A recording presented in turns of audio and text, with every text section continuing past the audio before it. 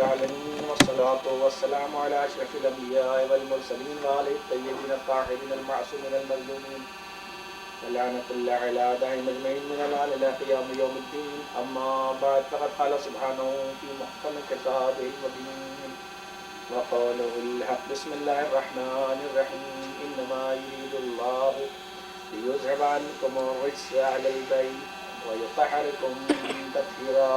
اللهم صل على محمد وآل محمد. آج کی یہ مجلس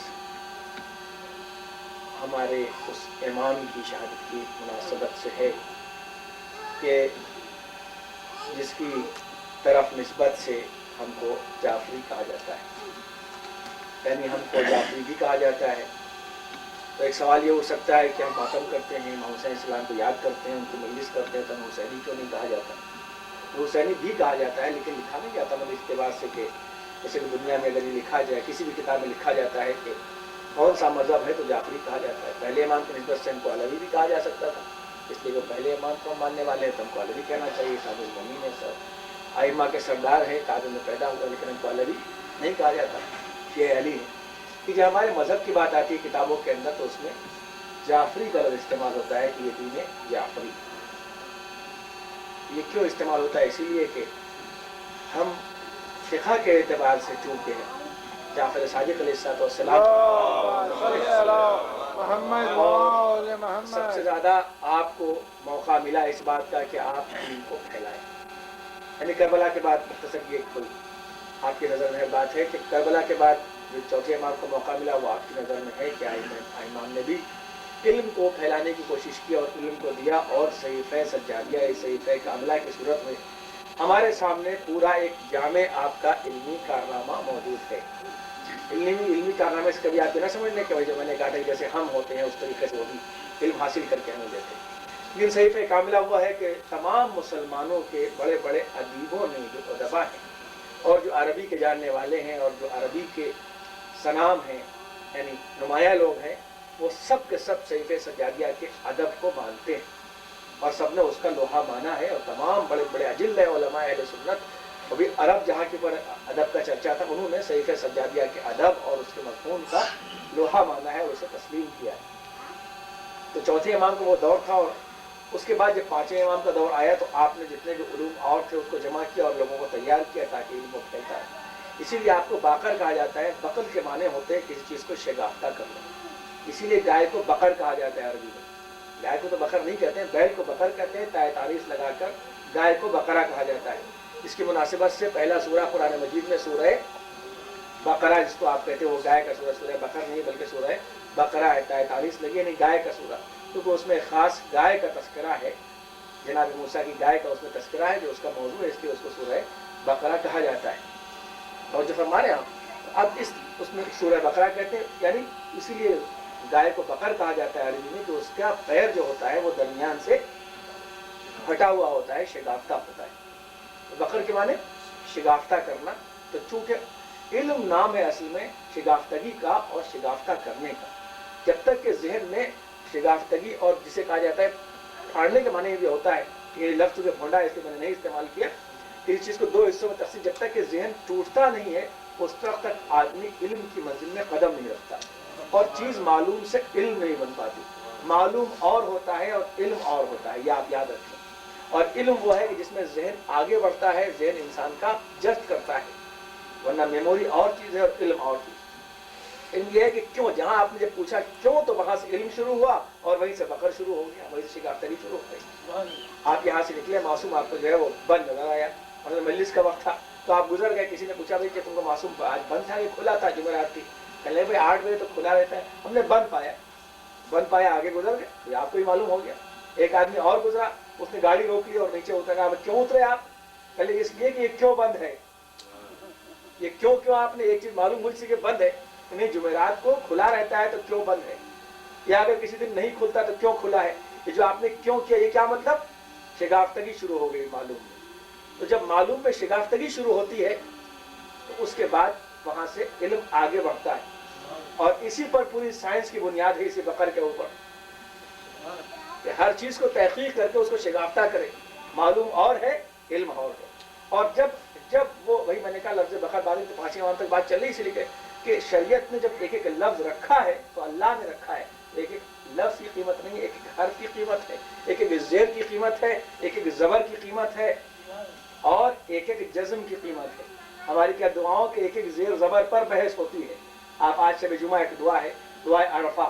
دعائے عرفہ اگر آپ پڑھیں گے تو دعائے عرفہ جو ہے جو عرفے میں وارد ہے, لیکن وہ شب جمعہ بھی پڑھنا بہت ثواب ہے. امام حسین اسلام کی دعا ہے, اس کے اگر آپ پڑھیں گے تو اس میں ایک لفظ آئے گا کہ ننجل مومن تنجل مومن, پروردگار ہمیں یوں نجات دے کہ جیسے تو نے مومنین کو نجات دی ہے. تنجل مومن جیسے تو نے نجات دی. اور لیکن قرآن مجید میں جو ہے ننجل مومنین ہے. اب بعض تو اس کے معنی کیا, پروردگار یوں نجات دے جیسے ہم نے نجات دی ہے. ترجمہ یہ ہو رہا ہے چونکہ دعاؤں کے متن میں ننجن آیا ہے تو دونوں لکھا ہوا آپ کو ملے گا. کہا یہ بھی ہے اور وہ بھی ہے. مطلب اور مقصد میں ممکن ہے کہ ایسے مقاصد ہوں جو اللہ جانتا ہے ہم نہیں جانتے, آل رسول جانتے ہم نہیں جانتے. اور جو فرما رہے ہیں اسی طریقے سے قرآن مجید میں بہت سی ایسی چیزیں ہیں جو بالکل عربی گرامر سے بالکل الٹی ہے. یعنی عربی میں وہ کام ہو ہی نہیں سکتا, لیکن آپ کو قرآن میں ملے گا. یعنی اللہ کے بعد پوری عربی زبان آپ جارود بن قیطان سے لے کر, جو عربی زبان کا موجود ہے اس کو یارود بھی کہتے ہیں, یارود بن قیطان سے لے کر اور آج تک جو جس نے عربی زبان ایجاد کی ہے, جو اس کا انوینٹر ہے, وہ اس وقت سے لے کر اور آج تک آپ نکال لیجئے, کہیں بھی آپ کو اللہ کے بعد زبر نہیں ملے گا. جب علیہ ہوگا, علیہ نہیں ہو سکتا. قرآن میں ایک جگہ علیہ اللہ بھی آ گیا, اب متن میں تھا وہاں سے نازل ہوا, علیہ اللہ لکھنا پڑا, کوئی قاعدہ قانون اس کا نہیں. تو وہ قانون یہ نہیں کہ آپ اسے جانتے ہو, توجہ فرما رہے ہیں کہ نہیں. تو اللہ اور علیہ رسول جاتا, تو یہاں پر ایک ایک زیر زبر پہ بحث ہوتی ہے, توجہ کر رہے ہیں کہ نہیں. تو اتنا عظیم ہمارا دین ہے علم کا, جو علم سے آگے بڑھتا ہے. لفظ رکھا گیا جب اور سوچیے کہ جب ہمارے معصومین کے لیے اللہ نے خطاب کے لیے لفظ رکھا ہوگا تو ہماری کیا تو ہے نہیں کہ زندہ باد مرد آباد میں کوئی خطاب دے دیا جائے. اللہ نے جب انہیں خطاب دیا ہوگا تو کتنا اس میں جامعیت ہوگی, اس لیے کہ یہ قرآن نے ناطق ہے, تو ان کو باخر کہا, یعنی علم کو شگافتہ کرنے والے. اسی لیے تو اب پورے کے پوری آپ سائنس دیکھیں اسی پر تو آگے بڑھتی ہے. جب انسان کا ذہن کسی چیز پر تحقیق کرتا ہے اور ذہن جب شگافتگی کی منزل میں آگے چلتا ہے تب اس کے بعد سائنس ترقی کرتی ہے. کسی چیز کو آپ دیکھ لیں, انسان نے سیب دیکھا, کھا لیا, 200 سال پہلے بھی سیب کھایا جاتا تھا اور 200 سال بعد بھی کھایا جا رہا ہے, 1000 سال پہلے بھی کھایا جاتا تھا, 1000 سال بعد بھی کھایا جاتا ہے. یہ پہلے ایسا تو نہیں تھا نا کہ اگر سیب کا کوئی جوس ہو تو اس پہ لکھا ہو کہ اس میں وٹامن اے اتنا ہے, وٹامن بی اتنا ہے, وٹامن سی اتنا ہے, فاسفورس اتنا ہے, آئرن اتنا ہے. پہلے تو ایسا نہیں تھا. جیسے جانور نے کھایا ویسے آپ نے کھایا, دونوں نے کھا لیا. اورنج جانور کو ملا اس نے بھی کھا لیا, آپ کو ملا آپ نے بھی کھا لیا. لیکن اب آپ جب پیتے ہیں تو ناپ کے پیتے ہیں. تو یہ کیسے ہوا؟ آدمی نے تحقیق کی تو اس میں انسان کے فائدے کے لیے کیا ہے, پر جہاں سے تحقیق شروع ہوئی وہیں سے فقر شروع ہو گیا, شگافتگی شروع ہو گئی. بس علم شگافتہ کرنے کا نام ہے. تو امام باق انہوں نے چونکہ علم کو شگافتہ کر کے دنیا کے سامنے پھیلایا اور بتایا کہ علم کہتے کسے ہیں. معلوم ہے شگافتگی ہے کہ اگر آدمی شگافتگی کے منزل میں آگے نہیں بڑھے, جسے کہتے ہیں نا, کہتے بھی ہیں تو ابھی ذہن تمہارا ٹوٹ نہیں رہا ہے. ہماری کیا جب پڑھایا جاتا ہے کہا جاتا ہے ابھی بالکل بدھو کی طرح درس سنتے ہو, ابھی ذہن ٹوٹ نہیں رہا ہے. تو یہ بہرحال تو اس لیے آپ کو باقر العلوم کہا جاتا ہے کہ آپ نے علموں کو شگافتہ کیا ہے اور دنیا کے سامنے بتایا ہے. تو آپ غور کریے کہ کیسے سائنس قرآن سے الگ ہو سکتی ہے یا قرآن اسلام سے الگ ہوتی ہے. پہلا لفظ جب استعمال کیا جا رہا ہے اب پوری سائنس میں کوئی چیز بتا دیجیے جس کے اندر یہ نہ ہو. یعنی صرف پردوں پہ چل جائے, جہاں پردہ پڑا ہو اسے چاک کیا وہیں سے اسی کو سائنس کہتے ہیں. جہاں پردہ پڑا اسے چاک کریے, آگے بڑھتے چلے جائیے. کسی کا نام تحقیق ہے, پردے ہٹتے چلے جائے, آدمی تحقیق کی طرف آگے بڑھتا چلا جاتا ہے. یہ اور بات ہے کہ تحقیق لفظ حق سے ہے, حق سے تحقیق ہے. اس کا مادہ, اس کا حروف اصلی حق ہے. ایک آپ کا جو حق ہو گیا تفسیر کا موقع نہیں ہے, اس لیے کہ ثلاثی ہی 3 لفظ حق کل لفظ یعنی ہے قاف قاف, یہ 2 لفظ. اس کا اس سے تحقیق بنا ہے, جیسے طہارت سے تطہیر بنا ہے, یہ تحقیق کا لفظ بنا, یعنی تحقیق کرنا. توجہ ہے. تو تحقیق کے معنی کیا ہوتے ہیں؟ ریسرچ نہیں ہوتے. عربی کا ترجمہ تو کسی زبان میں ہو ہی نہیں سکتا, یہ تو بات آپ طے کر لیں. ترجمانی ہو سکتی ہے کسی نہ کسی طرح, ترجمہ نہیں ہو. تحقیق کیا؟ ریسرچ الگ ہے, تحقیق الگ ہے. تحقیق کے معنی ہوتے ہیں حقیقت کا پتہ لگانا, بلکہ تحقیق معنی حق کا پتہ لگانا. باطل کے پتہ لگانے کو تحقیق نہیں کرتے. لیکن اب تو زمانہ ایسا ہے کہ وہ حق پر تحقیق ہو چاہے نہ ہو, हक पर तनकीद जरूर होती है। सलावत सही कहा। और हक कोई सुनने के लिए तैयार, मेरा मौजूद नहीं है तो अलग एक हक मौजूद मैं आपके सामने पढ़ता हूँ, पढ़ भी चुका हूँ गालिबा। ये तो एक अलग मौजूद के हक क्या चीज़ है, और हक बात जो समझाता है वो दुनिया में सबसे बड़ा बुरा हुआ करता है। तो हमारा ज़हन तो बिल्कुल उल्टा जा रहा है, तो हम समझेंगे कैसे? हम तो बस जो किसी ने बता दिया वो सब चले जा रहे हैं। यानी पूरी एक जहनियत है। भाई मैंने कहा ना कि इसकी फिक्र आप यहाँ से लेके, और जो बात मैं पढ़ता हूँ यूनिवर्सल वैसे पढ़ता हूँ। मेरा जहन इतना महदूद नहीं है कि शिकागो की फिजाओं में महदूद रहे, और न मैं इतनी जिंदगी लेके इतने बड़े खानदान में पैदा हुआ हूँ कि एक शहर के अंदर टकरा टकरा के अपने ख्यालात को अपनी आना की गुंबद में दफन कर दूंगा। इतना तो मौका नहीं है। हमारे जहन क्या है? हमारा जहन शिकायत करके आगे बढ़ना चाहिए। जहन क्या है? भाई मस्जिद बन रही है, कितने देहातों में बन रही है, यहाँ से लेके चले जाए आप पाकिस्तान, हिंदुस्तान, इंडोनेशिया और लंदन, यहाँ मस्जिद बन रही है। मस्जिद बनने में 4 साल लगेगा, झाड़ फानूस लगने में उसके अंदर 6 साल लगेंगे। एक नस्ल पूरी खराब हो गई। मस्जिद बनाना मकसद नहीं है, जहन बनाना मकसद है। जब मस्जिद बन जाएगी, जब उसमें झाड़ फानूस लग जाएगा, अभी तो उसके अंदर 2 लाख वहाँ बढ़ना बाकी, तब हम कहीं सोचेंगे कि यहाँ पर एक आलिम भी रखा जाए, और वो भी ऐसा आलिम जिसके मुंह के अंदर जैसे आप बता, ये मौजूद तो 20 में दे रहा हूँ, पढ़ूंगा इंशाल्लाह मौका आएगा तब। जैसे कुत्ता लेके अंग्रेज चलते हैं, वैसे आलिम को चाहती है कौन? हिस्टोरिकल जुमला कह रहा हूँ, तारीखी जुमला कह रहा हूँ। आलिम जो मेरे हाथ में रहे, घोड़ा उड़ा नहीं, तो मिसाल बड़ी छोटी छोटी है ना, ये तो बात बहुत छोटी मिसाल है। इसे कुत्ता नहीं लेके चलते हैं, जंजीरें वापस। ऐसे आलिम हमारे पास रखा जाए, जैसे हम चाहें बस वो दरबारी मुल्ला जिसे कहा जाता है। खैर, तो मुझे उसर ले नहीं जा रहा बात को। ये हक का पता लगा दो, दुनिया क्यों आगे बढ़ रही है इसीलिए। अब ये सब इल्म जहालत है अगर दीन नहीं है, याद रखिएगा। इल्म मालूम का नाम नहीं है, इल्म नाम है इर्तिबात परवरदिगार का। मैंने आपको ये पहली बात कही थी, उस मंजिल पर बहुत दिन से आप 6, 7, 8 महीने से जिस तरफ ला रहा हूँ जहन को, बात धीरे धीरे कभी आपके जहन आ रहे हैं। आपने ये क्या मौलाना, यहाँ सब लोग कहते हैं इतना पढ़े लिखे लोग हैं, आप उसे जाहिल कहते हैं। ये चांद पर चले गए, आप इन्हें जाहिल कहते हैं। ये सब जाहिल का मतलब ये है कि सब तहकीक बेकार है अगर अल्लाह से रब्त टूट जाए। हर तहकीक का मतलब यह है कि अल्लाह से रब्त कायम रहे। अगर अल्लाह से रब्त कायम है तो हर इल्म है, और अगर अल्लाह से रब्त नहीं है तो कोई इल्म नहीं है, चाहे चांद के चाहे 8वें आसमान पर पहुंच जाए। इसलिए ये तो सोचे कि उसको ताकत दी किसने है, पावर अता किसने किया है। इसीलिए कहा गया कि तुम गौर क्यों नहीं करते। किस चीज में गौर करने का हुक्म दिया गया? ये आपने नहीं गौर किया। ये नहीं कहा अल्लाह ने कि तुम मिट्टी पर गौर करो, ये नहीं कहा कि सेब पे गौर करो, ये नहीं कहा कि यूरेनियम पे गौर करो, ये नहीं कहा कि एटम बम बनाओ गौर करके। नहीं, एक लफ्ज क्या गया? क्यों इसमें गौर नहीं करते? फी खल्क़िस समावाति वल अर्ज़। अल्लाह ने बुनियाद दी कि तुम गौर करो आसमान और जमीन के खल्क होने में ये कैसे खल्क हुआ है। तो जब आदमी उस तख्लीक की तरफ बढ़ेगा कि ये खल्क कैसे हुआ, ये नहीं कहता कैसा सेब है, मीठा क्यों है। अल्लाह लंबी चौड़ी बात नहीं करता, कहा ये गौर करो कि खल्क कैसे हुआ। जब खल्क कैसे हुआ पता लगाओगे तो खुद ब खुद जहन तुम्हारा जाएगा कि इसका खालिक कोई और है। तो आदमी जितना साइंस पर तरक्की करता चला जाएगा उतना उसकी वहदानियत और अकीदे तौहीद में इजाफा होता चला जाएगा।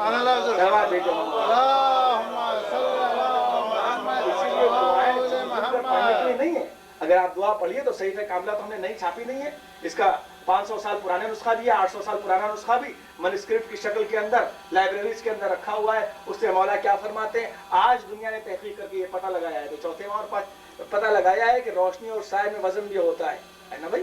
तो आम बात, रोशनी और साए में भी वजन होता है। ये आजकल लेटेस्ट तहकीक, जदीद तहकीक ये है कि रोशनी में भी वेट होता है, और साए जो होता है हमारा पड़ता है शेडो, उसके अंदर भी वजन होता है। और इमाम क्या फरमाते हैं, या मन यालमो वज़न ज़िल्ल व नूर। कितना मेरा बुलंद परवरदिगार है कि जो नूर और अंधेरे के वजन को भी जानता है। जो कर लिया आपने। अगर कल हम ये कहते थे इनके इमाम ने ये क्या बात कह दी थी, ऐसा तो नहीं कि हम क्या आलम में एक बात ये कह दी थी कि मेरा बुलंद परवरदिगार है जो रोशनी और साए के वजन को जानता है, ज़िल्ल नूर के वजन को जानता है। उस वक्त इमाम ने कहा था, और आज आप देख रहे हैं कि साइंस तहकीक करके पता लगा रहे हैं। ये देखा आपने इल्म कहाँ से कहाँ गया। मारिफत सिर्फ दुआएं पढ़ने के लिए नहीं, आग बंद करके झूम झूम के पढ़ते चले जाओ। दुआएं पढ़ के सर पीटते रोते, अरे सर ना पीटो, सोचो आंखें खोल के। सर पीटना ठीक है, रोना भी अच्छा है, याद इलाही रोने भी अच्छी चीज है, कोई बात नहीं है। तो उसके अंदर गौर करो कि कहाँ हमको ले जाना चाहते हैं इमाम, कहाँ ले जा रहे हैं। اگر ہم نے کل اس پر خالی دعائیں نہ پڑھی ہوتی، ہم نے تو امام کو اتنا چھوڑا سمجھ گیا قرضہ ادا ہو جائے، بس ہو گیا، روزی مل جائے کسی نہ کسی طریقے سے. ارے امام کہاں لے جانا چاہ رہے ہیں؟ میں تو محدود کر دیا امام کے دائرے. تو اگر ہم نے سوچا ہوتا تو معصوم یہاں نہ ہوتا، شکاگو کے اندر چاند کے اوپر معصوم ہوتا. سینٹرز ہمارے چاند پہ ہوتے اگر میں اس وقت سے فکر کی ہوتی. ابھی تو ہم اس فکر کی منزل میں آگے نہیں. صلوات بھیجیں آپ. 5ویں امام نے جب علم کا ذخیرہ جمع کیا تو ہمارے چھٹے امام کو موقع ملا. کیونکہ ہمارے چھٹے امام کو موقع ملا اور اس کے بعد جو بھی امام کے ساتھ تھے وہ سب کے سب جعفری تھے. اب جب وہ علم آگے بڑھتا چلا گیا اور جب لوگوں نے علم لیا اس کے بعد یہ تو سب کہتے ہیں کہ شاگرد تو سب انہی کے تھے، چاہے حنفی ہو چاہے شافعی ہو، چاہے شاگرد تو انہی کے تھے. شاگرد انہی کے تھے تو یا تو آپ تقلید کو مانیے کہ اس کے بعد سلسلہ اب تک جاری رہنا چاہیے، یا تو براہ راست استاد کو مان لیجیے. یا تو براہ راست استاد کو مانیے اور یا تو ٹھیک ہے اگر سلسلہ آپ نے چلایا ہوتا تو ٹھیک ہے، یہ آپ مان لیتے کہ اب تک سلسلہ چل رہا ہے. اور جو فرما رہے ایسے اکثر میں ایک جملہ کہتا ہوں یہاں پر کہ جب جو لوگ یہ کہتے ہیں کہ 4 خلیفہ کو مان لیا تو ہم نے کہا بھائی اس سے اچھے تو یہ گورے کم سے کم ان کے امام کا سلسلہ جاری تو ہے. اگر ہمیں 1400 سال پہلے مرے ہوئے ہادی کو ماننا ہے تو براہ راست رسول خدا کو مانیں گے، بیچ میں کسی کو ماننے کی کیا ضرورت ہے؟ توجہ نہیں کیا آپ نے میرے جملے پر. اگر مرے ہوئے کو مان لینا ہے کہ اس وقت مر گئے تو پھر ڈائریکٹ رسول خدا کو مانیں گے، بیچ میں کسی کو ماننے کی کیا ضرورت ہے؟ یا تو سلسلہ اب تک رہے یا رسول خدا کو ڈائریکٹ مان. جو کیا آپ نے نہیں صلوات بھیجنا محمد اللہ.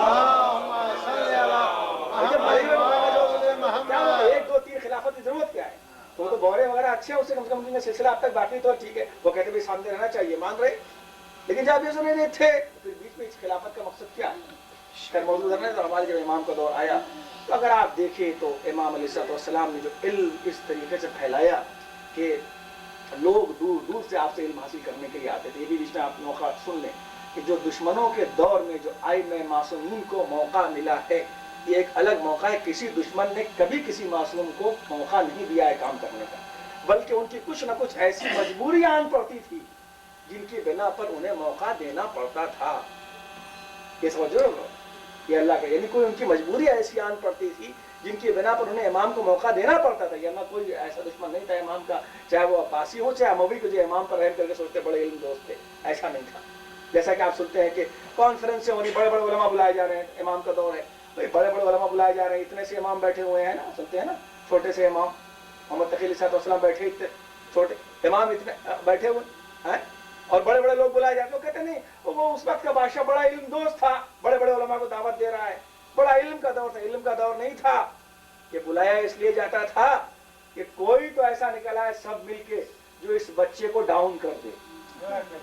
اسی لیے حدیث میں ہے کہ نیت المومن خیر من عملہ، کام میں نیت کی مومن کی نیت اس کے عمل سے بہتر ہوتی ہے. ونیت الکافر شر من عملہ، اور کافر کی نیت اس کے عمل سے بدتر ہوتی ہے. وہ علم کی بات نہیں تھی، وہ تو اس لیے بلاتے تھے تاکہ اس بچے کو ڈاؤن کر دیا جائے، امامت کو ختم کرنے کے لیے. اس گہرائی سے مطالعہ اتنی جلدی نہیں کہ ہم دوسروں کی تعریف کر لیں کہ سمجھ لیں کہ نہیں بڑی تعریف. توجہ فرمایا آپ نے. اس طریقے سے بھی ہم کا دور آیا تھا. اب دور آیا لوگ علوم حاصل کرتے تھے اور آپ کا ایک طریقہ تھا کہ آپ کے پاس کوئی رجسٹر نہیں تھا، آپ کے پاس کوئی حاضری کے لیے انتظام نہیں تھا. بس یہ تھا کہ امام درس دیتے تھے، جس کو آنا ہو آ کے سنے. لاؤڈ اسپیکر تو اس دور میں تھا نہیں، تو اس زمانے میں حاطف رکھے جاتے تھے جو ندا دیتے تھے. مثلا اگر ایک حدیث امام نے یہاں پر کوئی ارشاد فرمائی، مجمع اتنی دور پہنچ گیا کہ جہاں تک آواز نہیں جا رہی، تو پہلے یہ رواج ہوتا تھا کہ جب دور تک لوگ پہنچ گئے تو اب اس میں طریقہ ہے لاؤڈ اسپیکر ہے، دوسرے انتظام ہے، ریڈیو ہے. یہ پہلے یہ انتظام ہوتا تھا کہ مثلا ایک بات امام نے یہاں پر کہی تو اس کے بعد جہاں تک امام کی آواز ہے، کسی بھی مقرر کی آواز جا رہی ہے تو وہاں دوسرا آدمی کھڑا ہوتا تھا، وہ وہاں سے آواز دیتا تھا، ادھر والوں کو سناتا تھا. اسی طریقے سے جتنا مجمع ہوتا تھا اتنے ڈسٹینس پر آدمی رکھے جاتے تھے. تو امام کے درس کا وہ انداز تھا، امام کے درس کا وہ انداز تھا کہ جب امام کھڑے ہوتے تھے درس دینے کے لیے، اتنے ہزار کا مجمع ہوتا تھا، کئی کئی حاطف رکھنے پڑتے تھے. غیر بھی آتے تھے، ایسا درس نہیں تھا کہ اپنے بھی چلے جائے. صلوات بھیجے محمد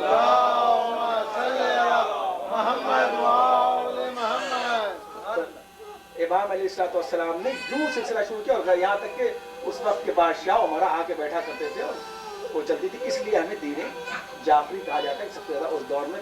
اس لیے جب ہماری کتاب میں ابو عبداللہ کا لفظ لکھا جاتا ہے تو یہ کنیت یہ سید الشہداء علیہ السلام کے ابو عبداللہ کنیت ہے.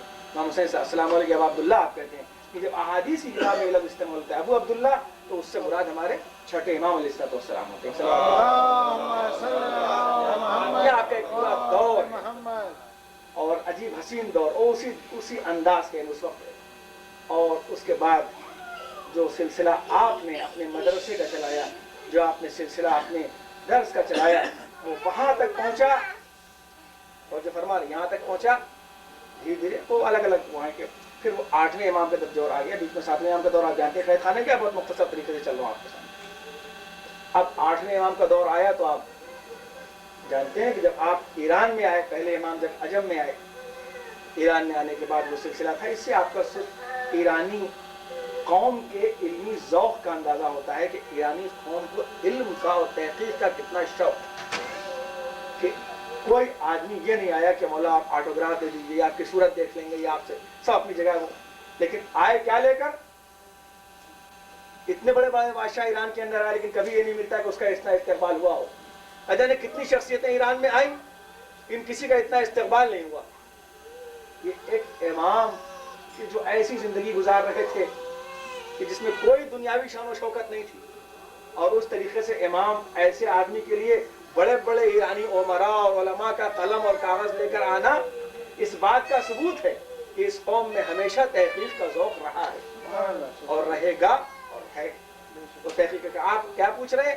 آپ کوئی اپنے جد کی حدیث بیان کیجیے، اور جو کر رہے ہیں آپ اپنے جد کی کوئی حدیث بیان کیجیے، تو اس وقت 20,000 بعض روایتیں مطابق اس کو زیادہ بھی ہے، لیکن 20,000 تو متفق ہے کہ 20,000 قلم کاغذ لوگ لے کر آئے تھے، یہ بتا رہے تھے کہ ہم آپ کے جد کے صحابیوں جیسے نہیں ہیں کہ انہوں نے قلم کاغذ مانگا تو ان کو نہیں دیا گیا، ہم تو وہ ہیں کہ ہم پہلے سے قلم کاغذ لے کے آئے، اور جو کہ آپ نے کہا تھی دیکھو لا الہ الا اللہ، اس نے پوری حدیث کہا نا کہ آپ نے وہاں تک بیان کیا اللہ تک، لا الہ الا اللہ ہمارا قلعہ ہے، اور جو اس میں داخل ہو گیا اس نے امان پائی، تو ہم نے فرمایا، پھر لوگوں نے کہا اور بیان کیے، تو آپ نے کہا لیکن بشرطھا و شروطھا، کہ اس کے شرط اور شرائط بھی ہیں۔ یہ حدیث غالباً سلسلۃ الذھب ہے، غالباً اس لیے حدیث 40 قسمیں ہوتی ہیں نا اس میں، اور اگر حدیث الذھب میں تواتر ضرور ہے اس کے اندر، بہر تو یہ پورا ہے۔ تو وہ ہمارے امام کا دور تھا کہ لوگ آتے تھے، سنتے تھے، اور امام سے بڑے بڑے لوگ آ کے فائدہ اٹھا رہے ہیں، استفادہ کر رہے ہیں، جن میں آپ کے شاگرد آپ جانتے ہیں کہ جابر بن حیان کوفی بھی تھے، جابر بن حیان کوفی بھی تھے، ابھی اس لیے میں نے جب ایران گیا تو مجھے ایک قول ایران میں بڑا پسند آیا کہ ایران را مدرسہ خواہن کنیں، ہم پورے ایران کو ایک مدرسے کی شکل میں تبدیل کر دیں۔ توجہ فرما رہے ہیں، وہ درس ہوتا ہے، کیمسٹری کا درس ہو رہا جاتے ہیں بھائی، آج تک جناب جابر بن حیان کی ایجاد ہے الجبرا، کہ آپ الجبرا انگلش میں کیا کہتے ہیں مجھے معلوم نہیں، کیا کہتے ہیں انگلش میں الجبرا کہتے ہیں، انگلش میں الجبرا کہتے ہیں، یہ الف لام انگلش میں کہاں استعمال ہوتا ہے، وہ تو عربی میں استعمال ہوتا ہے۔ توجہ فرمائی آپ نے، یہ میں کہتا ہوں الف لام وہ عربی والا لگا ہوا ہے، کیونکہ آپ کا نام جابر تھا، ال جو ہے وہ الف لام عربی کا اب تک لگا ہوا ہے انہی کی نسبت سے، کیونکہ آپ نے اس علم کو ایجاد کیا تھا اور اس علم کو دیا تھا دنیا میں، اور تو کیمسٹری کی تو ماہر تھی آپ جانتے ہیں، یوں امام علیہ السلام نے علم کو پھیلایا، علم کے دوست بھی ایسے تھے اور علم کے دشمن بھی ایسے تھے، اور کہاں تک علم پہنچا پھر تو ایک پورا سلسلہ ہے جو علم کا چل رہا تھا۔ غور کرتے رہے آپ کہ ایک مرتبہ ایک آدمی تھا، ایک واقعہ کتاب میں ہے کہ ایک آدمی تھا، ایک بلڈنگ بنوا رہا تھا، تو بلڈنگ بنواتے بنواتے اس کے مزدور اس کے پاس آئے، مزدور اور انجینئر جو بھی ہے، تو ان کا کیا ہوا، کوئی واقعہ ہو کہ ہاں جب ہم بنیاد بنا رہے تھے، جب زمین کھود رہے تھے، تو زمین کھودتے کھودتے اندر ہم کو کچھ کتابیں ملی ہیں، وہ بیچارے سمجھے کہ ایک باکس ملا، بڑا سا باکس اس باکس میں کیا ہوگا، اس باکس کے اندر ہو سکتا ہے کوئی خزانہ ہو، آدمی سوچے اندر نکل رہا ہے، تب نکالا تو دیکھا کچھ بوسیدہ کتابیں جس پر کچھ لکھا ہوا ہے، الگ الگ اوراق ہیں جو ترتیب دے کے رکھے ہوئے، تو انہوں نے دیکھا کہ بھائی یہ کتاب اس میں تو پہلے بیکار ہے، اس کو یہ کیا دکھے گی، میں تو ہم سمجھے سونا چاندی ہوگا، وہ اللہ کے اپنے مالک کو دیا، وہ اتفاق سے انگریز تھا، اس نے جب دیکھا اس کتاب کو تو اس کتاب کو اس نے لندن میں انگلینڈ میں گیا اور کہا تم کو جتنی قیمت چاہیے ہم دینے کے لیے تیار ہیں۔ بعد میں معلوم ہوا کہ وہ کتاب جابر بن حیان کوفی کی تھی، جو انہوں نے رنگوں کے علم پر لکھی تھی، کلر کے اوپر خالی لکھی تھی کتاب۔ یہ دفن کیوں کیا؟ اس لیے کہ اس زمانے میں علم کے دشمن اتنے تھے۔ میں آپ کو وہاں سے لے کے ابو علی سینا تک لے کے آتا کہ ابو علی سینا چونکہ متفق علیہ شیعہ تھا، جس کی بنیاد کے اوپر آج یہ فزیکل سائنس ترقی کر رہی ہے، میڈیکل سائنس ترقی کر رہی ہے. اب تک اس کے قانون کا کوئی مقابلہ نہیں. اس کتاب کا نام ہی ہے قانون، القانون کہا ہی جاتا ہے اس کو. اس کتاب کو جس کو انگریزی میں غالباً کینن آف ابو الحسن کہتے ہیں نا. اس کا نام حسین تھا اصلی، وہ علیہ السلام اس کی کنیت تھی. باپ کا نام ابو عبداللہ تھا. پورے خاندان تو اس کے نام ایسے ہی پائے جائیں گے. اسے خود کا نام حسین، باپ کا نام ابو عبداللہ، اصلی نام اس کا حسین ہے. تو متفق علیہ ہر جگہ لکھا ہوا ہے. تو اس کو ہجرت کرنی پڑی اس لیے کہ اس کے قتل کا فتویٰ ہو گیا تھا. تو علماء کو اور کسی کافر حکومت میں نہیں بلکہ مسلمان حکومتوں میں تھے. تو آپ غور کیجئے کہ ہم کتنے زیادہ پرخار وادیوں سے علم کو لے کر یہاں تک آئے. تب جا کے ہمارا مذہب جو ہے وہ پہچانا جاتا ہے. خدا کے علم سے پہچانا جاتا ہے، تحقیق سے پہچانا جاتا ہے. الحمدللہ کسی اور چیز سے ہمارا علم نہیں پہچانا، طاقت اور قوت یا کسی حکومت سے نہیں پہچانا. آج ایران کی حکومت کل خدا نہ خواستہ حد بھی شکتی ختم ہو جائے تو کیا ہماری عزت میں ایران کے خلاف آنے سے تھوڑی فرق پڑا ہے؟ ہماری جو حقیقت تھی وہ حکومت کی بنیاد پر نہیں تھی. باقی ہے انشاءاللہ، باقی رہے گا اپنی جگہ ہے، وہ علم کی بنیاد پر تھی.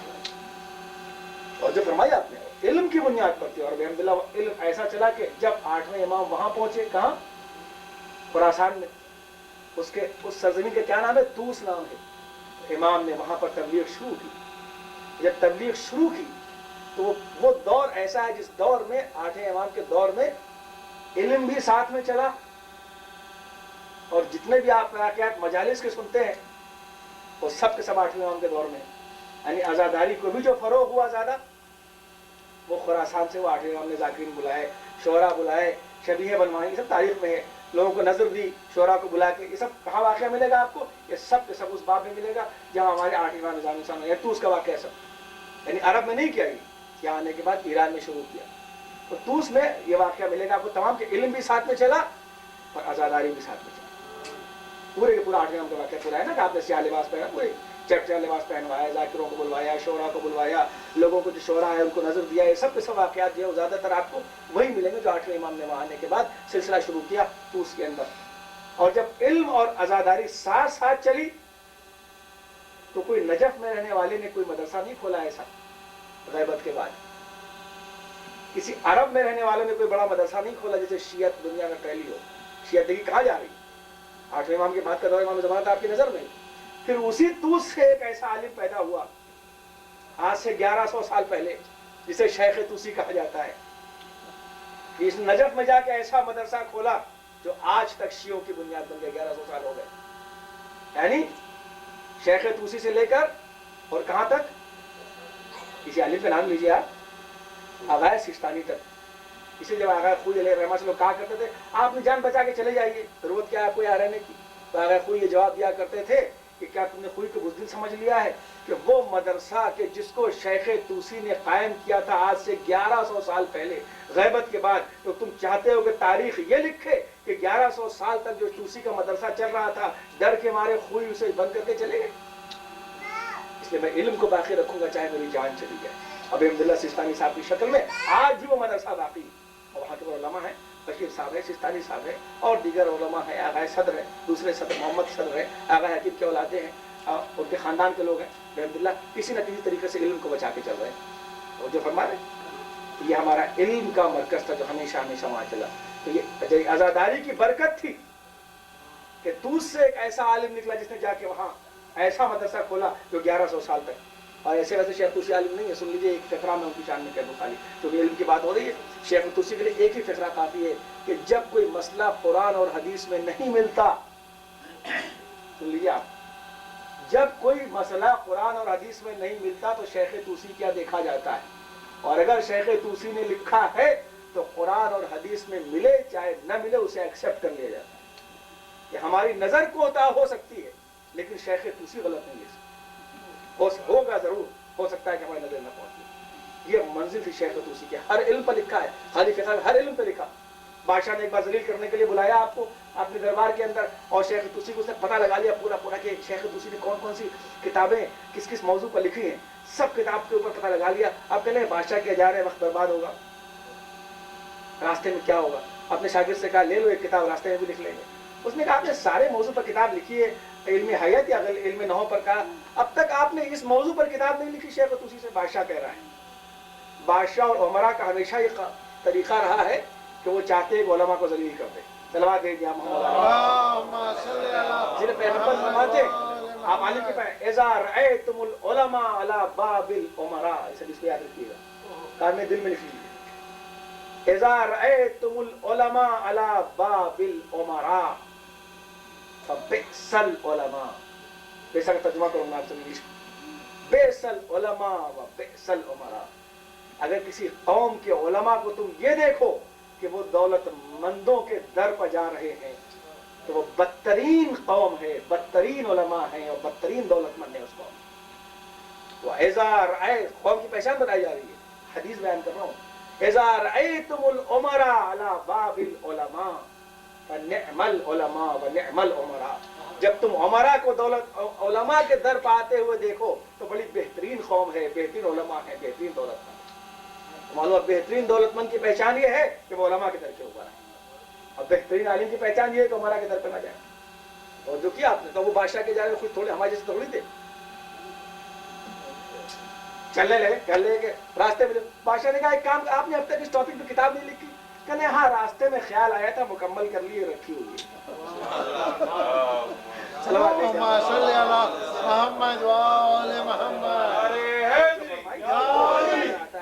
नहीं कि हमारे उलमा के, हमारे उलमा ने दीन को बचाया है, उलमा ने हमारी हिफाजत की, उलमा ने दीन की शान बाकी रखी, इल्म से हमारा मजहब बाकी है। हम इतनी जल्दी किसी चीज़ पर घबरा नहीं जाया करते, किसी चीज़ के ऊपर हम फौरन उबल नहीं जाया करते, ये घबरा घबरा के ये कैसे होगा वो कैसे होगा। इसलिए कि याद रखिए कि हमारा जो मजहब है वो इतना मजबूत है, इतना ठोस है कि दुनिया की कोई ताकत इसकी बुनियाद को हिला नहीं सकती। छठे इमाम ने वो तरीका रखा है, वही तरीका आज भी कुम में भी अल्हम्दुलिल्लाह वही तरीका राइज है। वहाँ कोई रजिस्टर नहीं है, मौका नहीं है तो फिर पढ़ूंगे, वहाँ कोई रजिस्टर नहीं, कोई हाजिरी नहीं है। अक्सर लोग खाते रहे पीते रहे, कुछ ना पढ़े, अलिफ पे कुम में रहना कोई इस बात का सबूत नहीं कि वहाँ कोई बहुत पढ़ लिया, चाहे 20 साल रहे, सुन लीजिएगा। हाँ ये आप बिल्कुल बहन के अंदर 15-15 साल से इमला नहीं दुरुस्त है, ऐसे ऐसे नहीं है। हाँ बहुत इमला नहीं दुरुस्त है 15-15 साल से, और ऐसे ऐसे भी जो 2-2 साल में मंजिल इश्तिहार तक पहुँच जाए। हाँ वहाँ कुछ नहीं, आप जाए दर्स होता है कि पढ़ूंगा इंशाल्लाह पूरे तरीके से, कैसे दर्स होता है, क्या पढ़ाया जाता है, पढ़े खाए पिए, सब कुछ वजीफा मिलता है, रहने को मिलता है, खाओ पियो। बहुत कहा हमारी इराकी हुकूमत से हमारे उलमा की आका हकीम के दौर में लड़ाई इसी बात पर थी, यही नुक्ता इख्तिलाफ था। वो कहते थे आप यूनिवर्सिटी बना दीजिए, रजिस्टर रखिए, मेंटेनेंस कीजिए, कि हमें जरूरत नहीं है, जैसा छठे इमाम का मदरसा था इम्तिहान वैसे ही हम रखेंगे, उसे तब्दील नहीं करेंगे। और अल्हम्दुलिल्लाह आज मैं जब नई किताबें देख रहा हूँ तो उसमें ये बातें छप रही हैं कि एग्जाम नहीं रखना चाहिए, एग्जाम लड़कों की साइकोलॉजी को कमजोर कर देता है। तो अल्लाह का शुक्र है कि दुनिया को हमारे उलमा की बात माननी पड़ी, हमने दुनिया की बात नहीं मानी। तो वो ये कहते थे जब आदमी इसमें पढ़ेगा तो ठीक है, 1000 आदमी नहीं पढ़ेंगे, हमें परवाह नहीं है, 1000 आदमी का इमला दुरुस्त नहीं होगा, लेकिन अगर उसमें एक निकलेगा तो कोई जैसा निकलेगा, एक निकलेगा तो खुमैनी जैसा निकलेगा, एक निकलेगा तो गुलपैगानी जैसा निकलेगा, पूरे चाव से निकलेगा उसके अंदर, तो वो हजारों पर भारी होगा, पूरे दिल से पड़ेगा उसको। हमें कोई पाबंदी नहीं लगानी,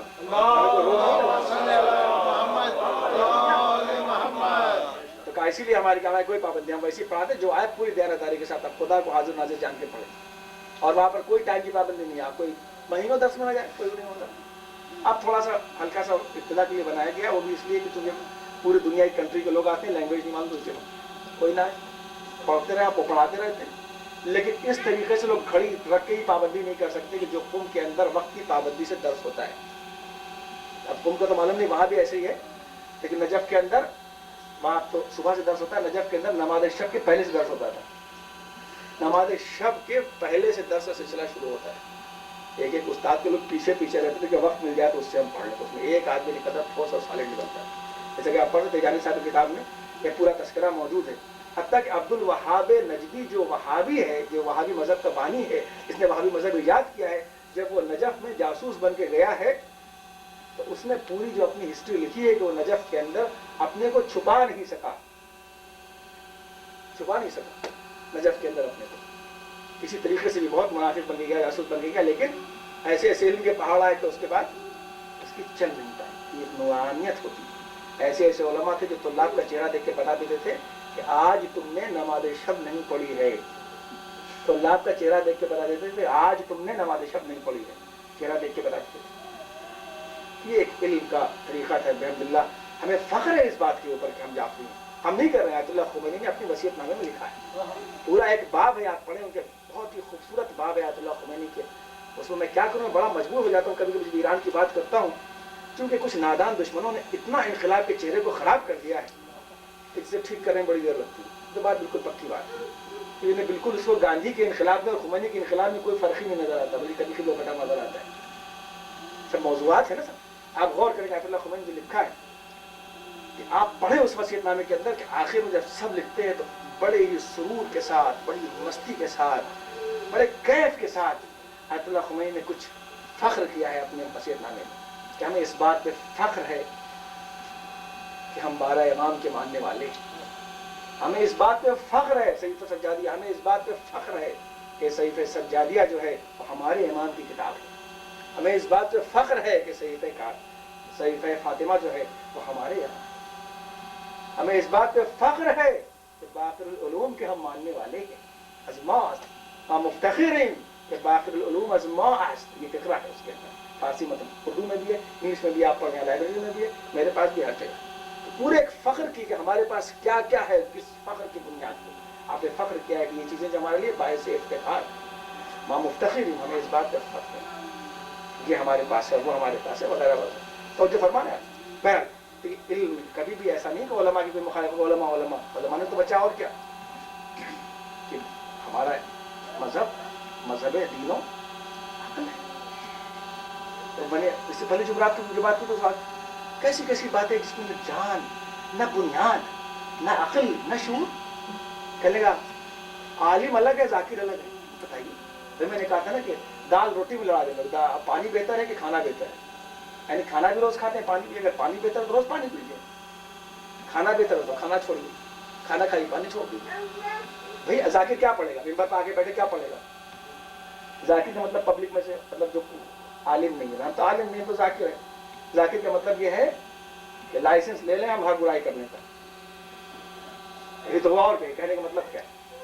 عالم و ذاکر کیا چیز ہوتی ہے الگ الگ؟ کوئی ایسا بھائی ذاکر جب ممبر پہ آئے گا تو کیا پڑھے گا؟ قرآن کی آیت پڑھے گا, اور اس کے بعد کیا اپنی طرف سے پڑھے گا, تفسیر بیان کرے گا. تو تفسیر کون لکھے گا؟ عالم لکھے گا کہ ذاکر لکھے گا؟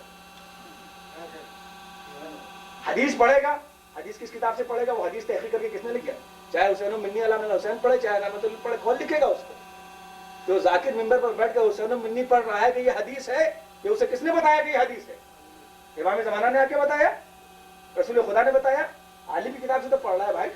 مطلب میرے پورے پڑھنے کا یا کسی جملے کے کہنے کا مقصد یہ ہوتا ہے کہ ہماری باشعور قوم کو اتنی تھرڈ کلاس کی باتیں نہیں کرنی چاہیے. یہ میرا بیس ہوتا ہے سمجھانے کا, بس اور کوئی خاص بات نہیں. اتنی بڑی قوم کو ایسی گری ہوئی باتیں نہیں کرنی جس کا نہ کوئی بنیاد ہو, نہ کوئی بیس ہو, نہ سمجھ ہو, نہ عقل ہو. کیونکہ جمعرات کی مجلس کو خاص طور سے پڑھتا ہوں جہاں بھی, تو اس میں ایک ذہن بنانے کی کوشش کرتا ہوں کچھ دن تک, کہ اس میں سے جو لوگ بننا چاہتے ہیں انہوں نے کہا بتائیے آگے کوئی واقعہ پڑھ لیں, مصائب پڑھ لیں. مصائب کہاں سے لے کے آئے؟ کربلا میں موجود تھے, کوئی ذاکر کربلا میں موجود تھا, کہاں سے پڑھا؟ تحقیق کس نے کیا؟ عالم نے تو تحقیق کیا بھائی. جب لکھا تو آپ نے کتاب دیکھ کے پڑھا. تو اگر آپ نے نہیں پڑھا تو جاہل ہے, اور اگر پڑھ لیا اس کو آپ نے خود بھی, تو وہی عالم بن جاتا ہے. تو یہ مت کہیے کہ عالم اور ذاکر دو چیز ہوتی ہے, یہ کہیے عالم اور جاہل دو چیزیں ہیں خالی. یا تو جاہل ہے جو بغیر دیکھے پڑھے ایسے کہا تو وہ جاہل ہے, ورنہ سب عالم ہے. اسی لیے امام نے فرمایا کہ نحن العالمون شیعتنا متعلم سائر الناس غصا, ہم عالم ہیں, ہمارے شیعہ جو ہمارے طالب علم جتنے ایسا کوڑا کرتے ہیں. اس کے تک ایک سا بات بھی ایک آگے سے عدالت سے کہنی پڑتی ہے نا. پہلے ایسا تھا کہ کوئی ذاکر بھی اگر ممبر پر جاتا تھا تو وہ عالم سے, کسی نہ کسی عالم سے اٹیچ رہتا تھا. مجھے بھی یہ بات یہاں پر زیر ہے کہ زبر ہے, پوچھتا تھا نا بھائی آتا یہ واقعہ صحیح ہے کہ غلط ہے. یہ تو بہت پرانی بات کر رہا ہوں, ہے نا. کہ عالم آتا تھا ذاکر کے پاس, آدمی پھر کوئی پڑھنے لگے, کوئی آپ لوگوں میں کوئی آ کے مجلس پڑھ لے, کوئی بات نہیں. محرم کا زمانہ ہے, کئی ضرورت ہے, آپ نے کہا اس کو جانا ہے, وہاں پڑھنا ہے, تبلیغ کرنی ہے, آپ جا کے پڑھ لیں. کوئی آدمی پڑھنے لگے, ٹھیک ہے بھائی, اس کے اندر ظاہر الصلاح ہے, نماز وغیرہ پڑھتا ہے, مجلس پڑھنی, بڑی اچھی بات ہے. تو آئے گا تو ہم سے پوچھے گا نا, یا کسی عالم سے پوچھے گا جو اس کے پاس ہے, جو کچھ پڑھا لکھا ہے کسی جگہ سے, کسی اسکول سے پوچھے گا, بھائی یہ بتا دیجیے کہ یہاں زیر ہے کہ زبر ہے؟ انما یرض اللہ لزبانکم, اہل البیت میں نام پر زبر کیوں ہے نا. یہ واقعہ غلط ہے کہ صحیح ہے, یہ واقعہ پڑھے کہ نہ پڑھے, یہ پوچھ کے جائے گا تبھی تو, ورنہ اسے کہاں سے معلوم ہوگا. اب مجبوری یہ ہو گئی ہے کہ پہلے ذاکرین بیچارے پبلک کو کچھ سمجھتے نہیں تھے, پیسے کو کچھ سمجھتے نہیں تھے, نہ ذاکرین نہ علماء. اب جب بیچارے علماء ہمارے ذاکروں کی مجلس میں ہنگامہ دیکھتے ہیں, معذ اللہ ہنگامہ نہیں مطلب یہ ہے کہ اس سے مراد رہے, تو وہ خود یہ حسد کرنے لگتے ہیں اس بات کے اوپر کہ اسے کیوں اتنی پاپولرٹی ملے گی, ہمیں ملنی چاہیے. اس بنا پر وہ منبر پر خود آ جاتے اور آنے کے بعد ٹھیک ہے آگے سیدھی بات پڑھیں، ان ذاکروں کی مخالفت کرتے. یہ ذاکروں کی مخالفت جو ہے یہ صرف حسد کا معاملہ ہے. عالموں کو اپنی جگہ بیٹھ کے ذاکروں کو بھیجنا چاہیے، وہ تو ان کے شاگرد ہیں، ان کے سامنے گھٹنا ٹیکنے والے ہیں. کیا ہے جو آپ بتائیں گے وہ پڑھیں گے. پہلے ایسے کوئی بات پریشان نہیں، کسی اہل سنت نے اعتراض کیا، ہندو نے اعتراض کیا، فوراً دیکھا میں ذات مدرسے میں چلے آ رہے بڑے بڑے ذاتوں کو میں نے دیکھا فوراً چلے آ رہے حضور یہ بتائیے یہ بات ہے یہ پریشانی ہے. اب علماء کرام کو بیچاروں کو خود ہی کچھ نہیں، وہ سوچتے ہیں اللہ وہ ہم تو یہاں بیٹھے ہوئے ہیں اور فلاں ذاکر ٹوپی لگا کے کچھ بھی نہیں، اس کو اتنا پیسہ مل رہا ہے. ہم نے تو قوم میں 15 سال پڑھا، ہمارے پاس کچھ بھی نہیں. ہم نے تو قوم میں 15 سال پڑھا، ہمارے پاس کچھ بھی نہیں، ہم کو تو 500 روپے تنخواہ مل رہی ہے. اس نے تو کچھ بھی نہیں پڑھا، اتنے لوگ نعرہ لگا رہے ہیں. ارے بھائی نعرہ لگا رہے تو کیوں لگا رہے ہیں؟ کچھ تو موجود ہے، وہ اپنے اندر پیدا کریے. تو علماء کو یہ چاہیے کہ وہ ذاکرین کی سرپرستی کرے، مقابلہ نہ کرے. ان کے بھائی کی طرح ہے، وہ ان کے اولاد کے طریقے سے ہیں، وہ ان کے شاگرد کے طریقے سے ہیں. اور ذاکروں کو بھی چاہیے جب تک وہ ان سے ربط نہ پیدا کریں اس وقت تک وہ صحیح طریقے سے منبر پر کوئی رائٹ نہیں پہنچتا. کہ فتوے کے خلاف کس نے ہمت ہے کہ بولے گا؟ کوئی فتوے کے خلاف بول سکتا ہے؟ اگر فتویٰ ایک نکل آ کہ یہ ذاکر یہ آدمی منبر پر، وہ ذاکر ہے ہی نہیں. تو بڑے اعتدال کی بات ہے. چونکہ آپ حضرات آتے ہیں اس کو سمجھیں کہ محرم بھی قریب آ رہا ہے اتفاق سے، کہ یہ جو بیکار کی بات ہے اسے اپنے ذہن میں نہ لائیں. اس میں کوئی جان نہیں ہے، ایسی کوئی بات نہیں ہے. نہ جانے پوری لمبی فہرست سے لے کے نہ جانے کتنی چیزیں ایسی قوم میں ڈال دی گئی تو کوئی بنیاد نہیں ہے، کوئی بیس نہیں ہے اس کا. آپ توجہ فرماتے رہیے کہ علماء سے نفرت بٹھائی جا رہی ہے، ایک طرف جو عالم وہ ذاکروں سے نفرت بٹھائی جا رہی ہے، ان لوگوں کا رویہ الگ کر لیجیے، وہ الگ کر لیجیے، اور وہ مجلس الگ ہے صاحب اور فلاں چیز الگ ہے. اور ایسا نہیں. عالم اگر اپنا وقار بنا کے رہے تو آج بھی ایسا نہیں کوئی نہ آگے ذاکر کیا پبلک میں سے کوئی آدمی پڑھنے لگے. اور عالم بھی ذاکری کرتا ہے. کہ بہت سے علماء عوامت نہیں ہے، بہت سے علماء نجف کے پڑے ہوئے ٹوپی شمانی پہنتے ہیں، تو کیا انہیں کوئی جاہل کہہ سکتا ہے؟ تو اتنا نہیں ہے کہ ہم بھی ذاکری کریں گے آپ کے ساتھ. سزا بھیج محمد کہنے کا ہے کہ ہر بات کو سمجھ بوجھ کر باشعور طریقے سے اپنے ذہن کو کبھی میں نہیں سوچا کہ فلاں تعریف کرے گا فلاں نہیں کرے گا. لیکن افسوس کی بات یہ کہ اس میں ایک پوائنٹ آپ میرا یاد رکھیں محاصر مجلس. کچھ درد اس بات پر ہوتا ہے کہ ذاکروں کے حسد میں اب لوگ اہل بیت کو برا کرنے لگے. اس بات میں میرے کو بہت درد ہوتا ہے. مجھے افسوس جس بات کا ہے، ایک داغ ہے دل کو. میں اکثر جسے یہاں سے لے کے وہاں تک کچھ دنیا کے مطالعہ اخبار سے کرتا ہوں کہ اب ذاکروں کا حسد کہ ذاکر کو برا کہنے لگے. اس کو اتنا مجمع آ رہا ہے. افسوس ہے کہ جب ان سے ہماری نہیں چلتی تو عالم کو برا کہو، پھر تابوت کو پھر مجلسی کے پیچھے پڑ جاؤ، پھر تبرک کے پیچھے پڑ جاؤ. یہ بات نہایت ہی بنی اس سے بنے سو صلوات بھیجیں اہل بیت سے رب پیدا کر کے دیکھو کیا نہیں ملتا. ارے بھائی کوئی دنیا مانگ لینے سے یہ مت سمجھے آپ دنیا جم کے مانگیے. اہل بیت سے دولت مانگیے، اولاد مانگیے، پیسہ مانگیے، شہرت مانگیے، کسی کو شریعت نے برا نہیں کہا ہے. اب بھائی جناب سلیمان نے اگر دولت مانگ لی تو کیا ان کی نبوت میں کوئی فرق آ گیا؟ اگر سلیمان نے دولت مانگ لی تو کیا ان کی نبوت میں کوئی فرق آ گیا؟ کوئی فرق نہیں آیا. اللہ تو رحیم و کریم تو دے گا، اس سے مانگو. کیوں نہیں دے گا آدمی پیچھے؟ کیا ایک عالم ایسا نہیں نکلا کہ اچھے اچھوں کو اس کے قدم کے سامنے گرنا پڑا؟ آیت اللہ خمینی نے کر کے دکھا دیا کہ اگر عالم صحیح ہوتا ہے تو قوم صحیح ہوتی ہے اور خون بہانے کو تیار ہو جاتی ہے. جب تک اپنا عمل تو صحیح ہو جائے. ہم کسی کو برا ہے اچھا نہیں کہتے، لیکن مختصر یہ ہے کہ آپ اس چیز کو محرم سے پہلے یہ سوچیں کہ ہم کس دربار میں آ رہے ہیں، کس فرش عزا پہ آ رہے ہیں. یہاں پر کون آتا ہے؟ معصوم علم اللہ اکبر. میں کبھی سوچتا ہوں اللہ اکبر معصوم علم، یہ کتنی بڑی بات ہے کہ بقول شاعر کی کہ میرا گھر آمد زہرا مجلس سرور اللہ اکبر. ایک عجیب پورے واقعے کہ آئمہ معصومین کے اوپر ہمیں جتنا فخر ہو وہ کم ہے. اور منزل امامت، منزل اہل بیت، میں آیت تطہیر پڑھتا ہوں، اس کو دنیا کے سامنے اجاگر ہونا چاہیے. اہل بیت کبھی مظلوم تھے اور آج بھی مظلوم. دشمنوں کے درمیان ان کو مظلوم رہنے دیجیے، چاہنے والوں کے درمیان مظلوم نہ بنائیے. دشمنوں کے درمیان مظلوم رہنے دیجیے، چاہنے والوں کے درمیان مظلوم نہ بنائیے. تو جو فرمائے گا تو مولا کائنات. اور اس کے بعد مولا کائنات دور خلق سے بیان نہیں کیا. میں سوچتا ہوں کبھی کبھی معمولی بات ہے کہ علی کے گلے میں رسی کا پھندا ڈال کے خالی ہم لوگ کہہ کے نکل جاتے ہیں. کتنا برداشت کیا اسی دین اسلام کے لیے، کتنا برداشت کیا علی. اگر کربلا نبی ہوتی، کربلا کا واقعہ نبی ہوتا اور جو کریں آپ، تو اس کے پہلے کے مصائب کم نہیں تھے جسے آدمی یاد کرتا ہوتا ہے. اس کے پہلے کے مصائب بھی کم نہیں تھے. رسول کی بیٹی کو صرف اتنی جلدی لوگ بھول گئے، رسول کے در کو اتنی جلدی بھول گئے کہ رسول کے در کو ایسا بھولے کہ رسول کی بیٹی انتظار کر رہی، کوئی تعزیت دینے والا بھی نہیں آتا، اور آتا ہے تو کون آپ کو معلوم ہے इंसानों को गैरत दिलाने के लिए, इसीलिए हम जानवर की शबीह निकालते हैं कि रसूल की सवारी का नाका, रसूल की सवारी का ऊंट जनाब फातिमा के दर के ऊपर आके बोलना शुरू करता है। इसलिए हम जानवरों की शबीह निकालते हैं ताकि गिरे हुए इंसानों को इस बात का शऊर पैदा हो कि जानवर भी अहले बैत से कैसी मोहब्बत करता था, उस दर से वाबस्ता हो कि क्या बन गया था, तुम इंसान हो के अहले बैत के दर को छोड़ते हो। जब कई दिन रसूलुल्लाह की जिंदगी ऐसे गुजर गए, तीसरे दिन वफात को, एक मरतबा ऊँट आके बहुत जनाब मासूम आलम ने घर का पर्दा उठाया और उठा के देखा तो क्या गया, बाबा की सवारी का ऊँट। लोगों ने बताया कि 3 दिन हो गए इस ऊँट ने कुछ खाया पिया नहीं, इतना उसे था। जब बार बार मासूम आलम उसके सामने पानी पेश करती थी, चारा पेश करती थी, तो अपने रुख को फेर लेता था और दर्दनाक आवाज में रोता था, अल्लाहू अकबर। जानवरों ने यूं ख्याल किया जानवर इंसान की मंजिल में आगे अहले बैत के साथ रहते रहते, उन्होंने वो तालीम हासिल की, इसीलिए जानवरों की शरीफ उठाई जाती है। इंसान समझे कि जानवर क्या था। और खैर एक अलग मौजूद बात दूसरी जाती है, इतने मज़ामीन अल्हम्दुलिल्लाह हुजूम कर लेते हैं, मुझे बच कर निकलना पड़ता है उससे। और उसके बाद खैर, और वो दौर आया कि जिसने इतना इल्म दिया, इतना इल्म सिखाया, छठे इमाम का दौर, कि सबका तो सब पे शागिर्द, तो कम से कम उसका जनाजा तो शान से उठना चाहिए था क्या उस कम से कम उसकी एक इमाम की तो मौत फितरी हो जाती। अरे ठीक है, उस वक्त की बात थी, उस वक्त की अदावत थी। आज भी अगर आप जाए तो कार्ल मार्क्स के मज़ार के ऊपर लोग फूल लेके जाते हैं, कम्युनिस्ट है, लामज़हब है, मुलीद है, लेकिन कार्ल मार्क्स और लेनिन के मज़ार पे फूल लेके जाते हैं कि इसने हमारे साथ एहसान किया था, हम नज़ारे अक़ीदत पेश करते हैं। और छठे इमाम की खबर का क्या आलम मुसलमानों ने किया है?